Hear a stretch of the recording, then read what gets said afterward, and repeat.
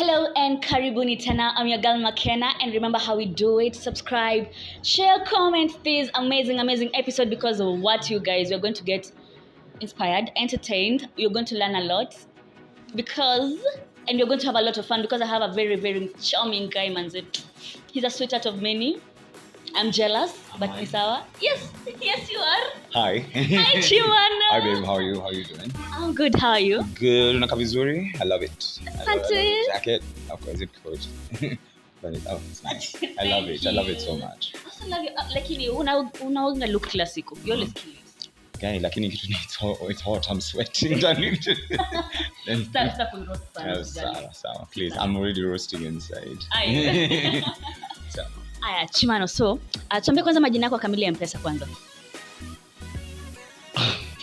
You never saw that coming. Yeah, kwa majina naitwa Willis Austin Chimano. Niko na miaka, how old am I? 34, and I'm a happy human being, and I'm a quarter of Sauti, so yeah. Wow. That was a good one. Aya, sawa. So did you think you'll always do this when you guys met with Sauti Soul at first? Like now as a group? Yes and no. Yes, we knew we were going to do this, but then no, in terms of in terms of how it's grown na pale tumefika and what we managed to do and still being together to do this. So yeah, the magnitude was one that was a surprise, and even just the many doors that opened, the many people that we've met, the places we've been to, places we're still going to. Yeah, but yes, we knew we were going to do this. Wow. Alright, alafu saizi mmeamua mwende solo. Are you sure that's not a preparation of you guys splitting na mataka tu tuanze kuwapenda peke yenu kwanza? Manzi, I think for at some point as a human being, as an individual, it gets to a point unataka, you want to know also who you are as a person. Pia tumekuwa together for such a long time, manzi, since high school. So we've never been, as an individual, you don't even know what kind of artist you can be. But also, kama tumekosana kitambo, like, manzi, it was just, at the end of the day, the brand needs to evolve. So it was just, it was a decision that just go and explore, like, because Pia says, you also need to give people a break. Manze, as in, okay, this year search, so next year search, so this year, next year search, so next year. So it's just one of those things. It's a way for the brand to reinvent itself. Yeah. So even after this, when we go back to Kirudi kufanya another album, which we're working on, or rather we'll start working on, not sure when, but Kirudi kufanya another album, it'll be a totally different vibe, because even individually, what Bian is doing, what Savari is doing, it's just a newfound respect even for each other. So like we look at each other, okay, you can unaweza jisimamia even just as an artist, and also it just reminds you that as an individual you're also really talented. Yeah. So yeah, then also what the word is, alone together. So we're still together, we're still supporting each other, we're still writing the songs for each other, we're still playing for each other. Like it's still so seamless. Yeah, there's no bad blood. So it's not a preparation for anything. It's just that and of course you never know what can happen in the future. But but for now we have to plan and we have to be strategic. Yeah. And as individuals, are we expecting like an album launch from you maybe? Because we on Saturday on Sunday actually, your Fancy Fingers, and you guys are like hyping him up. So tunangoja pia yako Chimano? Yes. Very soon, probably in a month. Not probably in a month, on the 26th of February, inaitwa Love and Harmony Fest, and it's going to be wonderful. So what is this? Announcements and everything, they're coming up soon, starting from, I guess, next week. He'll be amazing. I'll be the headliner for the festival. So then my album comes out, or my EP comes out a week later. So for me, it's one of those things. It's baptism by fire. I'm performing songs that people don't know really. So, but I'll give you a show. You will. I'll give you a show. I remember come and talk about your show. I took 2 hints. Hints. No. Let it be a surprise. Let me surprise you and shock you on that day. Yeah, then we can move on from there. Yeah. What inspired Heavy Is Your Crown? Heavy Is the Crown. Heavy Is the Crown is just me writing stories and songs of myself, songs that I've zimekuwa nazo for quite a while in my phone. So it's just about Manze, it's just about friendships, it's about love, it's about breakups, it's about insecurities, nini. So, and it's just what is it? Guy, how many tracks does it have? It's just a 7-track. No, it's just a 7-track EP. So this year I'm just focusing on Nantafanya EP. Then I'm just going to release singles and maybe another EP. Just as I get my footing, really. Then before I start working now properly, like on my own album. So yeah, that's Heavy is the Crown. Alafu, Heavy is the Crown is also about. When you see the album cover, you'll understand it completely. So it's just about you don't need any validation or anyone to crown you or anyone to tell you that when you're normal. You're the only one who understands, if you love yourself and you're the only one who can understand your own potential. So it's about you crowning yourself. You wear your crown, own it, do you. Just like you, babes. Haya, so my darling, you're among the few or the many Kenyans, because these days watu wengi sana wamejitokeza pia, but you're among the first few Kenyans who came out about their sexuality, and you're so confident about it. What inspired you kuja sasa out there? Because I'm sure kuna hiyo woga, definitely, because we're in the African setup. It's just about time. Just as unachoka tu uko tu. So now, but even apart from that, not to dwell so much on it, because I think I've said enough. And also I think when my EP comes out, we'll talk more, and you'll understand more about what it is that I meant, as opposed to and of course our question will always come up. But at the end of it all, I think everyone has something that they put in their own closet. If it's your sexuality, if it's your you have some sort of insecurities, you're insecure about your weight, you're insecure about your looks, you're insecure about your nose, everyone has that secret that they put in their closet, and they live their lives in a facade, because you want to present yourself in a certain way.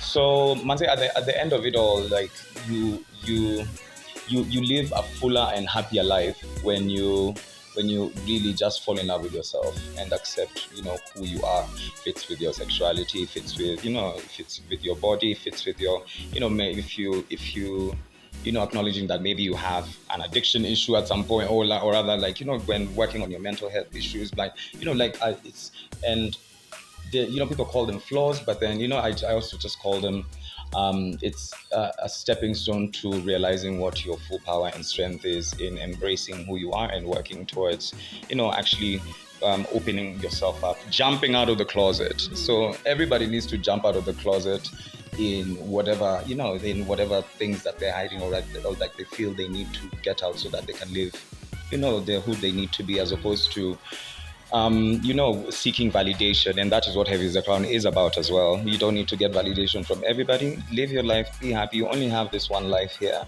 So okay, when you're gone, what are you going to say? When you're basically. Alafu tumeona Sauti wameanza maboys wako wameanza ku officialize na formalize their relationships. Are we expecting a wedding sometime soon? That one I'll keep to myself for now, because one step at a time. But that part of my life I'm working hard to hide it away. That it's not like keeping in the closet. It's just that's the one thing I'll keep to myself. If at all you ever find out, good for you. So that one I'll keep to myself. That part of my life is it's private, because also it involves other people who don't want to be who don't want to be in the limelight, if you can call it that. So yeah. But your family backs you up, like they got your back, kabisa. Yeah, my family are amazing. My family are wonderful. I love them so much, so much. And at the end of it all, it's it's you as humans have lost their humanity. So at the end of it all, like it's just if you love someone, which my family does, that's it. Like you just start from there. The basis is just love and understanding their point of view and willing to learn and willing to listen. People just need to listen to each other more, not just be ready to kana each Yeah. other. How do you feel being among, tuseme tu unakumbuka kwa Soulfest, vile ulianza perform, people are like Chimano, like the voices really went up. How does that make you feel? I was no, I was pleasantly surprised. You remember? Yeah, but Yeah. I was pleasantly surprised. But then also it was Chiki's at the back of the camera over there. So it was just a few days of me learning that routine because I'd just come back from South Africa. Then I had like 4 days. So it was those 4 days of learning the routine, and it was the first time that I'm dancing a routine like that in front of people. So first of all, like me, I wasn't even like, I was so out of it. I was on autopilot at some point, just mental math, remembering, okay, you put the right leg here, then then the next step is doing 1 2 3s in my head. But also it was wonderful, and it was a good adrenaline rush, and I was just like, okay, yeah, I like this. It was a good feeling. And I'll say, maybe, I guess, for maybe if there's an artist like me out there who might feel that they cannot, that they can't, just fully express themselves and and dance, and because they would be perceived a certain way. I hope I'm beginning to change that feeling in their bones. That a feeling that stifles their creativity. I hope I just open it up, or I hope I contribute to opening it up. Yeah. And you, as Sauti Soul, the boys now, you have a lot of memories. What's your favorite memory of them all? Yenye unakumbukanga? I'm a top 3. All right, top 3.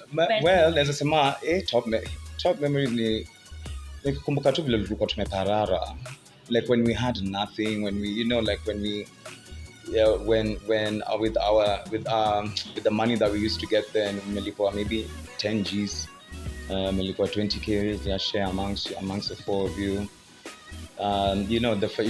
Just being excited that we're actually going to buy a burger today. It was there was this joint in town called Caprice. At that point, it was a bougie version of Sonford, for just down the street. So we thought. So you look up, like, yeah, we're going to go to Caprice, buy those nice thin fries. It was the simple things in life that excited us.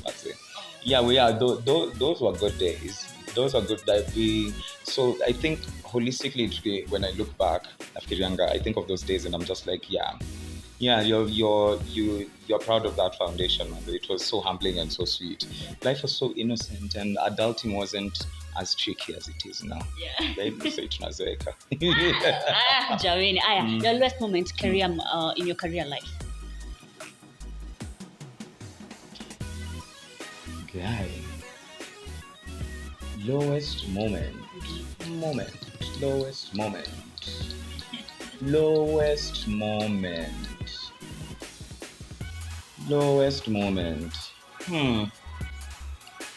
I think I think in my head, the one that just pops up me, I think after recording after Midnight Train.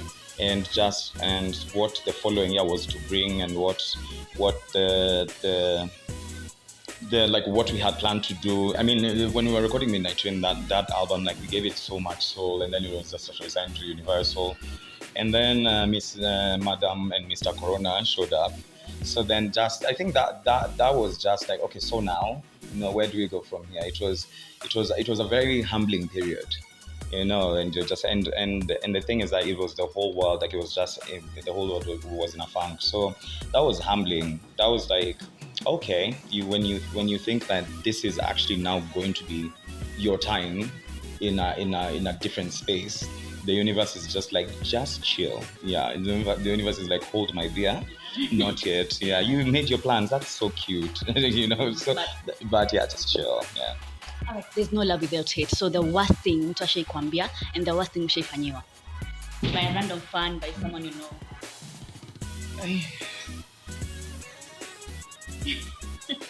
Where? The worst thing. Ever said to you and ever not.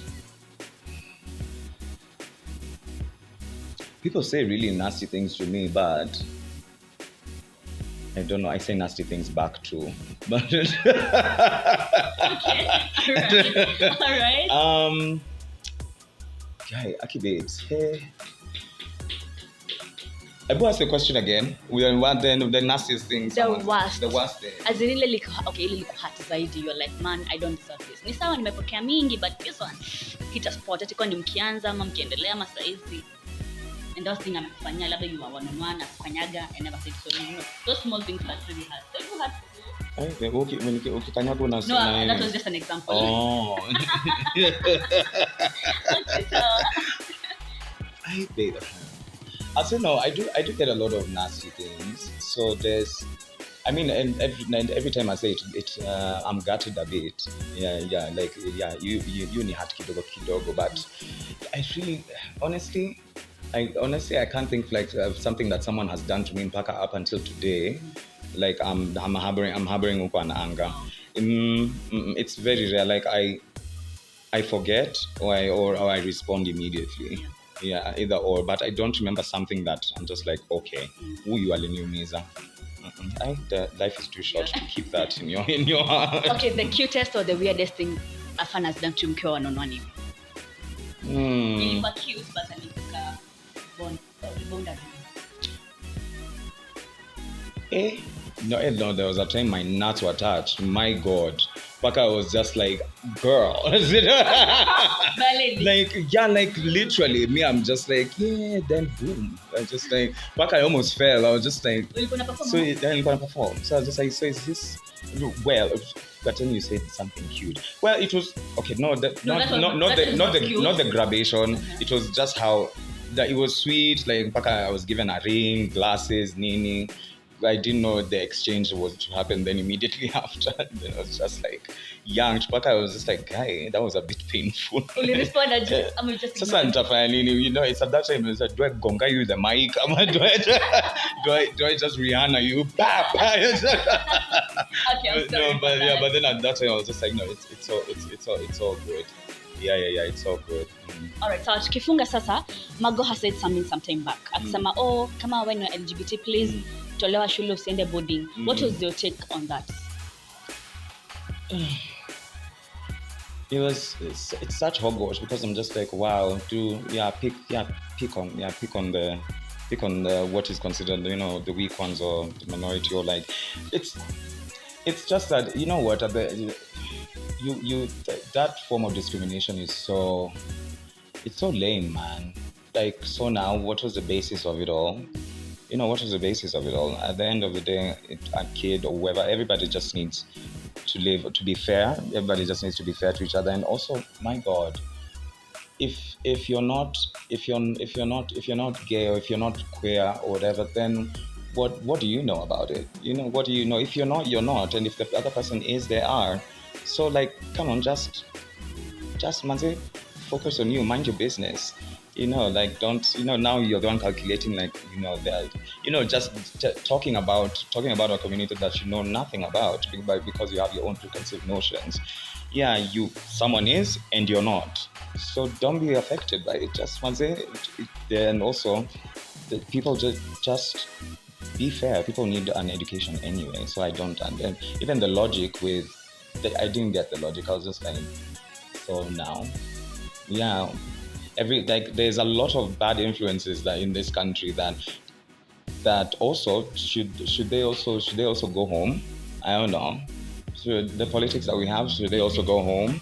You know, like there's so much that affects kids in schools in terms of, you know, the quality of education, the quality of infrastructure in those schools. There's so much that affects what their future could be, and come on, vis-a-vis. So I'm just like, please, then no one's hurting anyone here, you know. So yeah, I of course, yeah, I could say a lot of unsavory words, but then it just like takes it away from, you know, what the issue is. Like, come on, just look within yourselves, guys. Yeah, jiangalie. Yeah, please. I hope that miss opportunity, you know, like you haven't missed anything because of that yourself.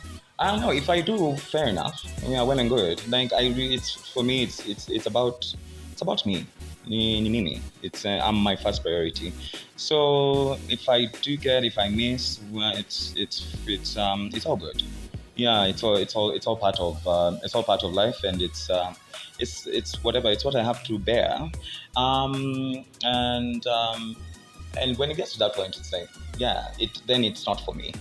Yeah, if I miss it, it's I didn't miss it. It's just not for me. Then, yeah. I really love your understanding, your maturity on this. And so, our parting shots, give out some sweet words to your fans out there. Because you're a sweetheart of many. Me, I'm jealous. Please. Anyway, just kidding. But anyway, yeah. A parting shot. Parting shot.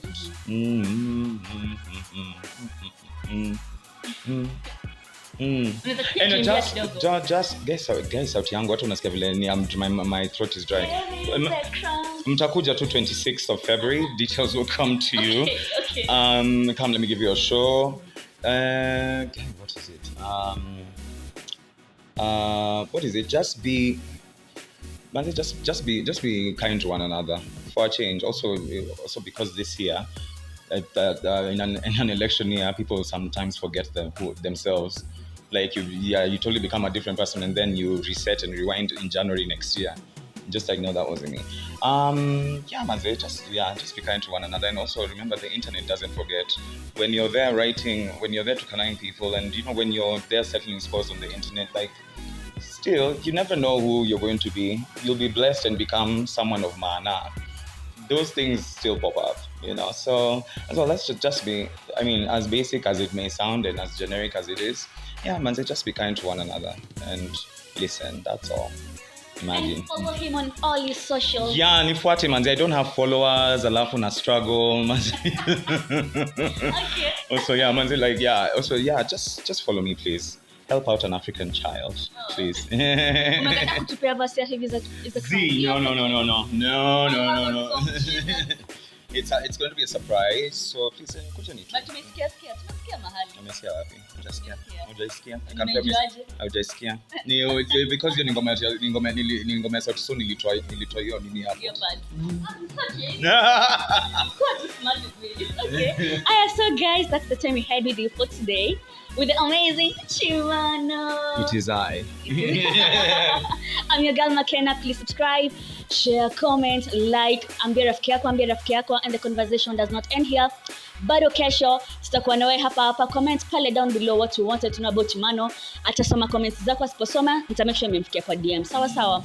Until next time, thank you to my videographer Saidi Abdallah. Cheers. Peace out. Yeah.